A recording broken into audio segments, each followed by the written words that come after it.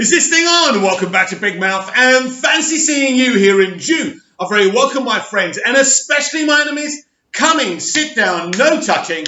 I don't do the touching. Are you feeling charitable? Then smash the subscribe button and the like button, and please do follow me on Twitter at Movies TV Mad. And welcome to Sunday's edition of the DC Multiverse Daily, where we continue to talk about Ray Fisher versus Warner Brothers, Warner Media.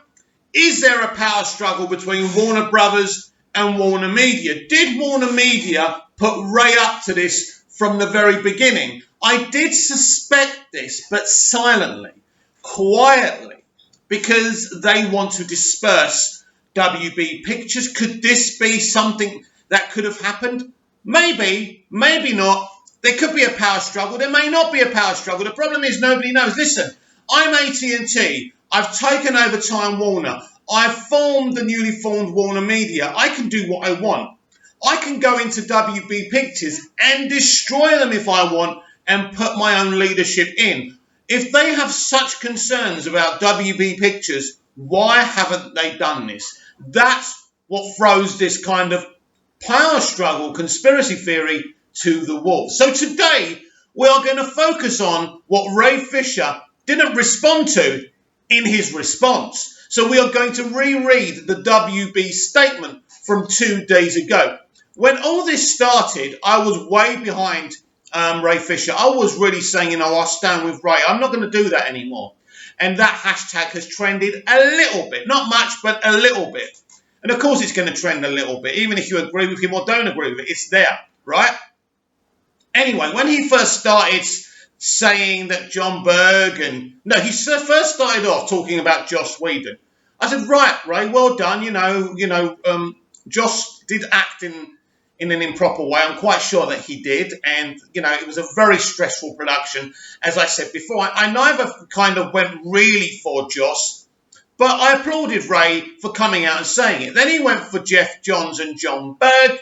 I still think the stuff he's got on them is very, very fleeting. It's kind of a little hint that Jeff Johns might have threatened his career. How many heads of production have done that to an actor before when he wants this or she wants this or done that? It's all commonplace, and you don't really know the discussion, whose fault it was. I always say when there's an argument or a difference in opinion, both sides are to blame. It can't be all or nothing in life, whether you're a Ray Fisher stan or not. I love Ray Fisher, but I'm not going to be a muppet. I'm not going to allow him to manipulate me, just like I'm not going to allow WB to manipulate me. So when this all started, it was like he was telling us what happened, and I was fine. Then we started on with this investigation. I thought, fine, let's do this investigation once and for all. Let's get it out there so we can move on. Don't forget, we've already had the Snyder Cut announced. We know Zack's going to come back. We know we're going to get the Ayer cut, even if that's not official yet. We'll talk about that a little bit later because David Ayer's been talking in it or posting on Twitter in another language. I did translate some of them, and we'll talk about that. I'm not going to read them all out, a bit difficult, but we will discuss it. So when we got to the investigation, I thought, great. I think when Ray lost me was 2 days ago when he exposed a private conversation, a phone conversation between him and Walter Hamada, trying to feed Walter Hamada to the wolves. Now, when someone exposes private conversations and private information, they cannot be trusted. Nobody does that in this industry. Not even John Boyega has done that. He's given his opinion about the representation of his black character, but he hasn't given out, he said this, she said this. He's not naming names. You don't. Not if you want to work in the industry or any industry, right? It's not the way it works. It's very, very unprofessional. So we are going to reread this. I'm going to talk to you about what he didn't respond to. Then we will go to what he did respond to, which was the interview with the investigator. Right. In July, Ray Fisher's representatives asked DC Films president Walter Hamada to talk to Mr. Fisher about his concerns during the production of Justice League. The two had previously spoken when Mr. Hamada asked him to reprise his role as Cyborg in Warner Brothers' upcoming Flash movie, together with other members of the Justice League. In their July conversation, Mr. Fisher recounted disagreements he had with the film's creative team regarding his portrayal of Cyborg. Ray has not mentioned this yesterday in his response that they had this discussion about creative differences. In fact, Ray has never mentioned anything about creative differences. He's spoken about the toxic environment that Joss Whedon created and how John Berg and Jeff Johns allowed this to happen, right? So basically, Ray, you never mentioned this. Why? Why didn't you mention this? Why didn't you respond to this? Because it's true, isn't it, Ray? Anyway, Warner Bros. Members of the Justice. In their July, Mr. Fisher recounted disagreements he had with the film's creative team regarding his portrayal of Cyborg and complained that his suggested script revisions were not adopted. Right, this again is very interesting. Again, Ray has not mentioned this yesterday in his response. Why? Because it's true. Mr. Hamada explained that creative differences are a normal part of the production process and that a film's writer-director ultimately has to be in charge of these matters. Again, Ray didn't respond to this yesterday. Notably, Mr. Hamada has also told Mr. Fisher that he would elevate his concerns to Warner Media so they could conduct an investigation. At no time did Mr. Hamada ever throw anyone under the bus. Now, this is a vital part of the Warner Brothers statement. Again, Ray has not responded to this, right? Because they're saying he threw no one under the bus. Well, Ray, you've got to respond to this. In fact, Ray, you should have gone on a video and read the whole of this out and said none of this is true. They're exaggerating here. They're lying here. But you didn't do that. And shall I tell you why you didn't do it, Ray? Because Warner Brothers are telling the truth. Throw anyone under the bus. As Mr. Fisher has falsely claimed, again, very, very important and vital. They are accusing Ray Fisher of falsely saying that Walter Hamada threw John Berg and Jeff Johns under the bus. Again, Ray, why haven't you responded to this? Because it's true. He didn't throw anyone under the bus, so why did you say it, Ray? You needed to respond to this. You still do. So your response hasn't won anything. Their response is better than yours, and that sounds really childish, but it is, because it's so thorough. Render any judgments about, as falsely claimed, or render any judgments about the Justice League production in which Mr. Hamada had no involvement since filming occurred before Mr. Hamada was elevated to his current position. While Mr. Fisher never alleged any actionable misconduct against him, Warner Media, nevertheless, this is really important in this conspiracy theory about Warner Media and WB. Now, this is going to be very important later on, right? Warner Media, nevertheless, initiated an investigation into the concerns he raised about his character's portrayal. So, this is very important again, because in yesterday's response, he said he was sitting in the Zoom interview with the investigator, halted it because he had a witness and he didn't have a rep. Ray, you should have had a rep, and the witness was for your protection and for the investigators. So it sounds like you didn't come with a rep purposely so you could delay proceedings, right? But this is important because he said to his people he felt that Warner Brothers initiated the investigation and that they were the only ones who were going to have the results and not Warner Media. That, is contradicted by this very statement, because let's go back. While Mr. Fisher never alleged actionable misconduct against him, Warner Media, nevertheless initiated an investigation into the concerns he raised about his character's portrayal. Nothing else but the portrayal. Warner Media launched this. Warner Brothers are not going to have an official statement and lie, right? First of all, Warner Media can contradict them if they want. They will be blatantly lying, and too many people would know. So Warner Media initiated this investigation, was running the investigation, right? Not Warner Brothers Pictures. Fact. So, into the concerns he raised about his character's portrayal. Still not satisfied, Mr. Fisher insisted that Warner Media hire an independent third-party investigator. This investigator has attempted multiple times to meet with Mr. Fisher to discuss his concerns, but to date, Mr. Fisher has declined to speak to the investigator. Right, multiple times. In Ray's response yesterday, he talked about one meeting that he aborted because of the reasons I already told you about, because the investigator rightly had a witness and he didn't have a rep. He should have had a rep, whether the investigator had a witness or not. Again, Ray, I don't understand why you didn't have a rep, and I don't know what your problem was with the witness. Warner Bros. Remains committed to accountability and to well-being of every cast and crew member on each of this production. We know all of that. So, right, multiple times.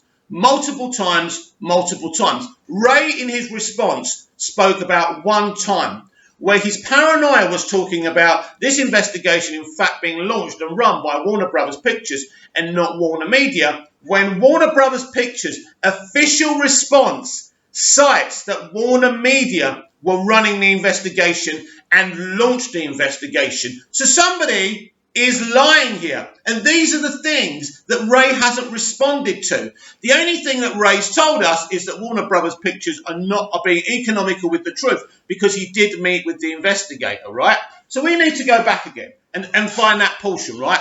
Let's go back to that. Warner Media hire an independent third-party investigator, right? That's important. So the investigator has attempted multiple times to meet with Mr. Fisher to discuss his concerns, but to date, Mr. Fisher has declined to speak to the investigator. Now, let's be clear here. We have no evidence that Fisher actually met with anyone, right? All we've got as evidence is a cited email that he said he met with one and he aborted the meeting. Even if he did abort this meeting, right? Even if he did abort this meeting, the investigator has tried apparently multiple times to speak with Ray, and it hasn't happened. Again, someone's being economical with the truth here. And to be honest with you, seeing that Warner Brothers Pictures had a really thorough response to what Ray said about Hamada, I'm inclined to believe them. He has not presented us with any evidence whatsoever apart from hearsay, right? And again, Ray, what are you fighting for here? That your script changes weren't made? Again, I don't understand what you want, Ray. I know what you want. You want Jeff Johns out of Warner Brothers Pictures and Warner Media, and you probably want him driven out of DC Comics as well. But I'm sorry, Ray.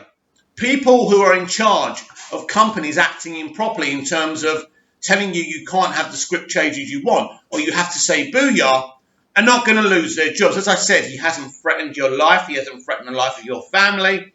He wasn't aggressive towards you. You haven't said he was aggressive towards you. You said he gave you a light little warning. So basically, it wasn't a direct warning either. Talk about clutching at straws, Ray. This is going to go on.